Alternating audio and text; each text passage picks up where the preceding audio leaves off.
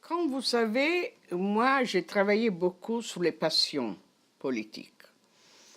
Alors, si je peux faire un moment un acte de narcissisme, je dirais que est-ce que j'ai le droit à, en tant que chercheur, mettre ensemble compétences et passion démesurée pour quelque chose. Je me suis interrogée pendant un an ou deux, et puis j'ai pris la décision qu'à mon âge, j'avais peut-être le droit de faire ce dernier défi, de voir si cette intention de mettre passion démesurée et réflexion et une certaine compétence était possible.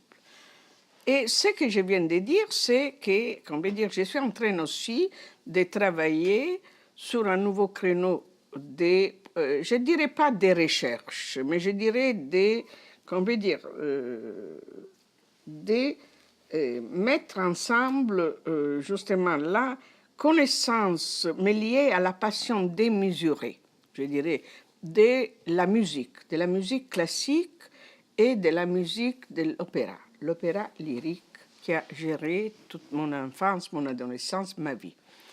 Et aussi imaginer qu'on peut écrire, réfléchir et penser à certaines thématiques aussi de l'anthropologie à l'intérieur de la musique et de l'opéra lyrique. Mais pourquoi je dis ça, la passion démesurée, on a les droits? Parce que justement, j'ai travaillé toute ma vie avec, comment dire, ma vision politique la psychanalyse, l'anthropologie, la philosophie, mais j'avais une passion et je dirais une compétence à côté qui grandissait, qui n'était pas, disons, la grande spécialiste, mais une connaissance profonde de la musique du 1700, 1800, 1900, avec des auteurs particuliers que j'aime, et aussi de l'opéra lyrique. Alors, l'histoire pourrait être que l'opéra lyrique était lié à l'histoire familiale, comme j'ai déjà dit. Mais je pense que l'idée, c'était vraiment de dire j'ai le droit à commencer à rendre, comment dire, public, à faire quelque chose qui a rendu, comment on peut dire, ma vie dans les privés, je dirais l'hobby plus extraordinaire de ma vie était d'écouter un concert, d'aller avoir une opéra particulière, de suivre des chanteurs, des maîtres, des chefs d'orchestre et de comprendre ce que c'était, d'une part, la vie, je dirais, aussi la technicalité de la vie musicale, mais d'autre part aussi regarder de plus en plus proche. Quand j'étais jeune, je ne pouvais pas comprendre, qu'on peut dire, les nationalismes antagonistes entre Wagner et Verdi, mais aujourd'hui, je peux très bien comprendre, qu'on peut dire, les pistes qui ont, qu'on peut dire, accompagné ces deux géants de la musique de l'opéra, avec les idées qu'il avait de la société, du changement, des idées de refondation d'une société. Alors, je dirais, ça, c'est un champ tout à fait pertinent à l'anthropologie, les problématiques, disons, abordées à l'intérieur de certains opéras, surtout les opéras qui ont un côté politique. Alors, j'ai commencé par quelque chose, disons, plus soft, plus légère, qui était invité. Alors, on a fait dans notre projet de recherche qui est financé par le CRSH, qui s'appelle Diversity. C'est sur la notion de diversité à large et qui est très interdisciplinaire. Nous sommes beaucoup de chercheurs, les directeurs de la recherche et Lawrence McFall, qui est un politologue, mais il y a des gens qui viennent d'histoire, qui viennent de littérature comparée. Moi, je suis l'anthropologue dans ces projets de recherche. Je dis, mais faisons une série de conférences, invitons des gens qui nous parlent sur politique et musique. Et là, on a commencé à organiser des conférences. Et moi, j'avais surtout écouté et vu, j'ai eu la chance de les voir et d'écouter les Parsifal avec la mise en scène de François Girard, qui est ce grand réalisateur québécois. J'avais aussi vu les Rings de Wagner encore, mise en scène et direction, production de Robert Lepage. Donc j'avais vu, comment on peut dire, ces deux monuments, mais surtout les Parsifal m'avaient très impressionné. Était un Parsifal qui est considéré peut-être aujourd'hui un des enregistrements les plus intéressants. La mise en scène exceptionnelle, les chanteurs sont exceptionnels, la direction d'orchestre est exceptionnelle, était au Metropolitan en 2013. Alors j'ai demandé à François Girard de venir à nous parler de comment il a conçu son Parsifal, les difficultés, la gestion qu'est-ce que c'est une nouvelle production d'un opéra et qu'est-ce qu'il avait en tête quand il a fait 2 ou 3 scènes extraordinaires et qui étaient très différentes dans les autres Parsifal que j'avais vus dans ma vie. Okay? Et François Girard a accepté volontiers. Il est venu à faire une conférence magistrale que j'ai enregistrée. Donc il y a cet enregistrement superbe et où il nous a expliqué, comme il dit, de les technicalités, de la paire bleue, de toutes les difficultés, et enfin, c'est Parsifal qui deviennent presque orientales dans certains moments dans la fondation religieuse de Wagner, qui perdent presque ses côtés un peu plus primitifs, et on arrive à une vision presque orientale. Alors, c'était une expérience extraordinaire de voir les Parsifal au Metropolitan Opera, et c'était extraordinaire il y a 2 ans, 1 an et demi, non, l'année dernière, je dirais, le mois de mai, d'écouter François Girard qui nous parlait du Parsifal. Et j'ai organisé aussi donc une série de conférences. J'ai organisé un séminaire qui s'appelait aussi à l'intérieur du département d'anthropologie, qui a commencé à développer la notion de politique et musique. Et plus j'ai entré dans cet univers, et plus j'avais, comment on peut dire, les plaisirs énormes, mais aussi, je dirais, acquérir les droits à mettre ensemble la passion et, disons, la rigueur d'une organisation et d'une lecture critique de l'opéra ou de les grands passages de la musique entre le 1800 et le 1900, les moments de Schoenberg, les moments de Berg, les moments disons, des passages aussi de la musique à l'intérieur des grands changements de l'Europe. Et je pense que pourquoi je considère qu'il est très important et pourquoi je le considère un vrai travail anthropologique.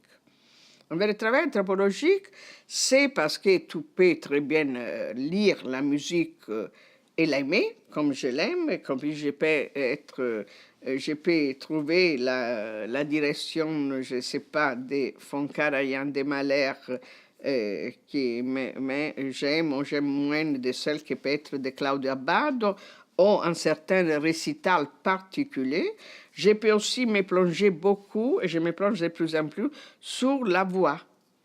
Qu'est-ce que c'est cette voix et comment les interprétations des chanteurs ont changé énormément entre, disons, différentes interprétations en suivant les avènements du siècle. Comment c'était très intéressant de voir dans les années 50-60, les grands interprètes des opéras lyriques avaient un côté héroïque, puissant, et dans la voix aussi, dans l'interprétation, qui n'est pas écrit vraiment, n'est pas décrit par les auteurs.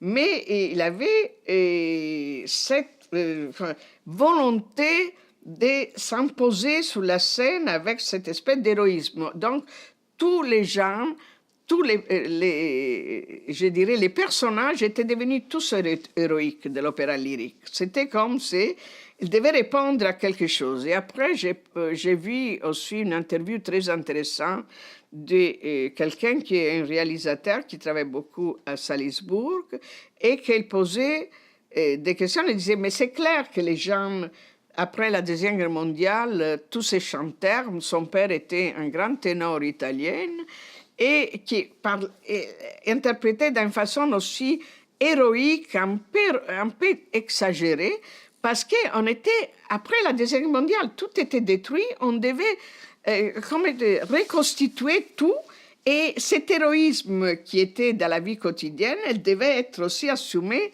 dans l'opéra et sur la scène. Alors j'ai trouvé ça aussi extraordinaire et intéressant.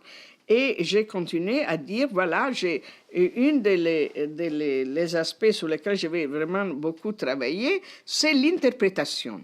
L'interprétation de la mise en scène, l'interprétation du chef d'orchestre et l'interprétation des chanteurs. Pourquoi la même Tosca devient deux choses différentes selon les époques et selon les chanteurs? Qu'est-ce qu'il fait que, disons, l'opéra, qui devrait être quelque chose de très figé par la musique et par les librettos, ils deviennent des choses complètement différentes selon les moments de la société, selon où est interprété et chanté. Et je dirais que ça, c'est un langage déjà anthropologique. Ce n'est pas un langage de la psychologie, ce n'est pas un langage du personnage, mais c'est un langage de la société. Comment la société rentre dans, disons, dans l'interprétation contemporaine de l'opéra. Pourquoi sont en train de plus en plus, parfois je trouve exagérée ou ennuyante, l'idée que tu dois déplacer la temporalité d'une opéra. 1700, tu l'as fait 1940. Je viens de voir une Manon Lescaut, où Manon Lescaut est pensé, c'est un opéra très important de Puccini qui vient d'un roman de l'abbat Prévost, mais on est fin 1700. Et là, est déplacé dans la dernière interprétation que j'ai vue il y a quelques semaines, en 1940. On est en pleine occupation allemande en France. Pas mal, intéressant. Parce que toutes les contradictions qu'il y a dans l'opéra de Manon Lescaut sont très bien liées. Évidemment, il y a quelques lignes du chant qui est lié à la période, mais c'est très intéressant de voir qu'on a besoin de ces changements. Qu'est-ce que c'est alors le besoin de ces changements? C'est que la société rentre dans l'interprétation de la musique et encore plus dans l'opéra. L'opéra lyrique est une éponge des contradictions de la société contemporaine. Il semblerait être morte, mais je la trouve presque un lieu de théâtre interprétatif encore plus fort que le théâtre même. Et c'est comme si disons, Shakespeare n'est pas toujours, comment dire, décontextualisé complètement. L'opéra, de plus en plus, est décontextualisé. Alors, parce qu'il est en crise? Non, je pense parce que l'opéra lyrique est encore plus éponge de la société qui l'interprète et des chanteurs qui l'interprètent. Et moi, je suis très intéressée à voir comment aussi les chanteurs contemporains sont des interprètes exceptionnels. Si je pense à des interprètes comme Pavarotti, qui avait une voix extraordinaire, mais il était figé, bloqué sur la scène, et c'était comme si la voix et le corps étaient deux choses complètement différentes. Des choses complètement séparées. Les grands interprètes d'aujourd'hui sont des interprètes qui sont, comme je dis, rentrent complètement dans la dynamique et la voix, c'est une voix accompagnée par un corps. Mais le corps et la voix rendre une autre atmosphère et rendre une exécution complètement différente. Alors, un de ces interprètes exceptionnels, qui peut-être qu'aujourd'hui est considéré une des, peut-être des ténors les plus importants qu'a eu l'opéra, et bien sûr les plus importants au ténor du contemporain, est un ténor jeune qui a 46 ans, donc c'est plutôt jeune, est allemand, mais est capable de chanter, de parler en 4 langues. Donc, toute l'opéra de Verdi à Bizet, dans France, les leaders allemands, Wagner, tout, il est capable d'interpréter dans toutes les langues. Il est capable d'interpréter. Alors, en suivant un peu la dynamique de sa voix, je dirais, cette rapporte, encore une fois, vous voyez les corps, et ce corps qui n'est pas détaché de la voix, mais c'est un corps qui en a disons, un train de la voix change la voix même. Et vous n'avez plus, disons, les vieux ténors qui étaient en ténor au léger, au dramatique, mais vous avez une symphonie des nuances qui te fait dire, mais c'est un ténor classique, c'est un baryton, qu'est-ce que c'est? Donc ça, c'est la technicalité. Mais au-delà de la technicalité, c'est cette capacité interprétative. Et comme je dis, pour moi, c'est un défi, encore une fois, du regard anthropologique à ce monde de l'opéra lyrique, qu'est-ce que signifie. Donc, dans quelque chose de plus classique, je vais étudier les nationalismes antagonistes de Wagner, comment Wagner fonde une société ahistorique et comment Verdi regarde des sociétés plongées dans l'histoire. Ça peut être le Moyen-Âge, pour m'expliquer la contemporanéité, les droits de l'Italie à devenir nation libre et indépendante.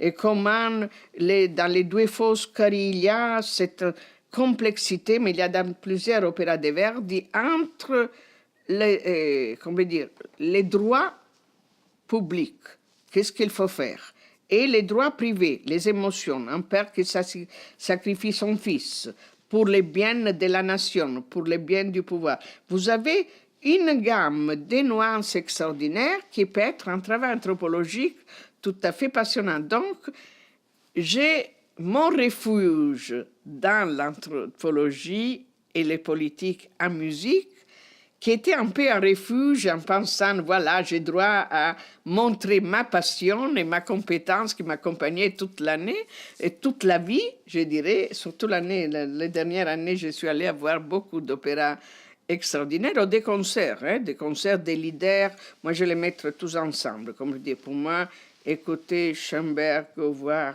quelque chose de très important d'un opéra lyrique rentre dans la même, disons, passion et dans la même, comme dire, besoin de réfléchir. C'est très intéressant de voir avec mes amis, quand on va voir un concert ici à Montréal, ils me regardent, ils me disent toujours, tu es critique, parce que je suis toujours très critique, mais le lendemain, quand Claude Gingras écrivait une critique exactement dans les mêmes mots que j'avais utilisés le soir même, alors j'ai eu droit à la compétence, et pas seulement à cette modité européenne, elle critique trop. Elle critique trop les performances qu'on fait ici. Alors ça, c'était aussi très intéressant. Mais j'ai eu la joie, et je continue, je suis en train de préparer aussi un livre, mais d'écrire et de publier dans une revue d'opéra, que c'est la revue d'opéra lyrique, c'est l'opéra revue, disons, de l'opéra lyrique au Québec. J'ai eu la chance d'écrire une longue interview justement avec ce ténor que je considère justement vraiment la représentation de ce que je viens de dire. Comment cette voix vers le monde s'est incorporée, comment les corps aident la voix, et c'est un résultat vraiment magique. Je l'ai rencontré plusieurs fois, on a parlé beaucoup. Et là, j'ai un article cet article me rend très fier de cette dernière, qu'on veut dire, engagement, peut-être moins politique comme, je dirais, tendances du monde, les guerres, mais t'ouvre plusieurs possibilités et perspectives, parce que si on regarde seulement Wagner et Verdi, on peut travailler 20 ans hein, sur la politique, sur comment ils ont imaginé une forme ahistorique, je l'appelle ahistorique, quelque chose plongé complètement dans l'histoire. Donc ça c'est, je dirais, la grande passion. J'ai fait un séminaire, il y a eu énormément de succès. Les gens me demandaient de venir assister aussi, ce n'étaient pas des étudiants inscrits. Et je pense que je continuerai aussi cette expérience qui est vraiment très importante aussi pour, je dirais, comme pour mon esprit, pour ma recherche. Mais comme je dis, c'est vraiment lié à la passion, mais qui était une chose privée. Cette passion pour l'opéra appartenait à la famille. Et c'était mon père qui devait, lui, en tant que l'ancêtre de Puccini, être, disons, le roi en famille qui nous disait « Je t'amène à l'opéra Mariella, on va voir ces concerts, dis-moi qu'est-ce que tu penses de cette... Aujourd'hui, on a beaucoup de chaînes de télévision en Europe qui montrent, qui font live les plus grandes performances. Donc, c'était lui, le roi. Est-ce que je suis en train de continuer sa passion depuis qu'elle est morte? Est-ce qu'il faut la lire dans le point de vue un peu plus psychanalytique? Je ne sais pas. Je sais que parfois, les grandes émotions et passions amènent aussi à des études intéressantes. Je pense.